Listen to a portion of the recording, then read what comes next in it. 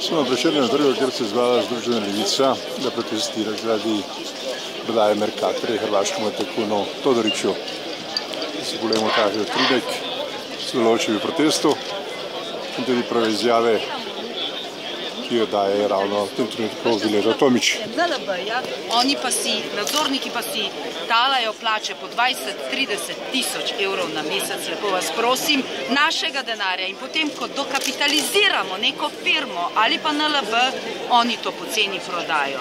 To je rop brez primere. Ne samo, da zahtevamo odstop, zahtevamo preiskavo vseh krivcev za to dejanje. Takih in podobnih. Kdo so ti krivci vse?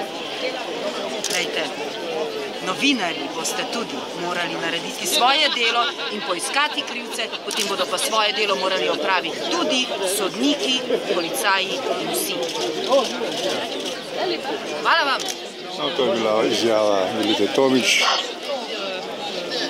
Danes Mercator, jutri voda.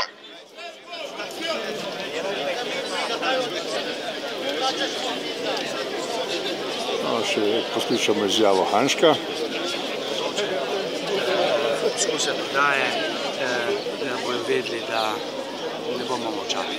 In pa verjetno povezan tudi s Heliosom, vemo, kaj se je zgodilo. Seveda. Helios je tudi enako. Govori predsednica vlade, reče, da so ji povedali, da so po pogodbi so delavci zaščiteni. Ko si ti enkrat lastnik, lahko tisti trenutek firmo zapreš, delaš kakor hočeš in nobena druga pogodba ti neče pomaga. Lahko pa počakaš kak mesec, dva, da bo prijazno. Vemo, kako je bilo z drugimi firmami, ki so jih kupovali ljudje brez denarja.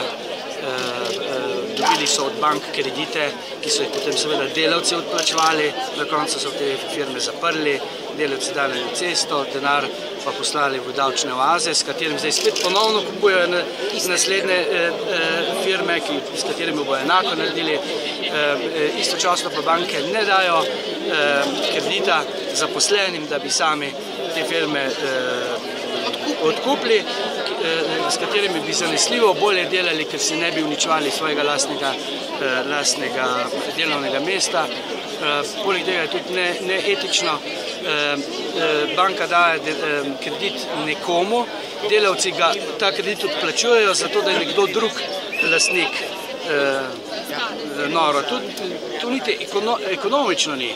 Razen toga banka računa, da bojo davkoplačevalci potem vrnili tisti denar, ki ga bi oni izgubili. Vsi pa še naprej vejo, da tega denarja ne bo nikoli. Torej, vas najbolj skrbijo delovna mesta? Predvsem delovna mesta, seveda pa kriminal, korupcija in izguba denarja, ki se v tem, da gre v žepe raznih verižnikov, namesto da bi šlo v zdravstvo, v izobraževanje, tam pa pokojnine, tam pa stiskamo. Dobro, gospod Meceč, povejte mi, kako mlad predstavnik, kako vi gledate na prodajo Mercatorja?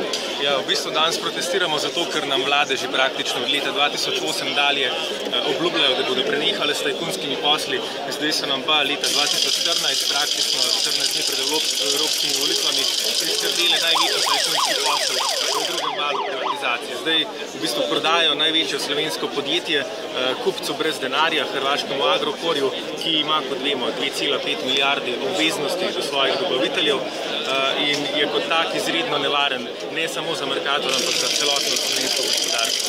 Namreč ne smemo pozabiti, da s tem ne ogrožamo samo najtisoč delovnih mest v Mercatorju, ampak tudi 100 tisoč delovnih mest, ki so vezane na Mercator prek njegovih dobaviteljev v Sloveniji. Z 9-mesečnimi odplačilnimi roki in tako naprej, kar je praksa pri Agrokorju, se slovenskemu gospodarstvu obeta zelo črna prihodnost. Čeprav se mi vsi bojimo, Todorić napoveduje tudi tu uspeh. Prosim? Čeprav se vsi bojimo, pravimo v Sloveniji, kaj se bo zgodilo z nami, Todorić napoveduje vsem uspeh tudi v Sloveniji. Seveda ga napoveduje zato, da bi prepričal, da bi pomirjal javnost, dokler prodaja ni upravljena. Resnico tega bomo pa videli že dan potem. Sploh pa tole bo Todorićev uspeh. Absolutno. Njegov.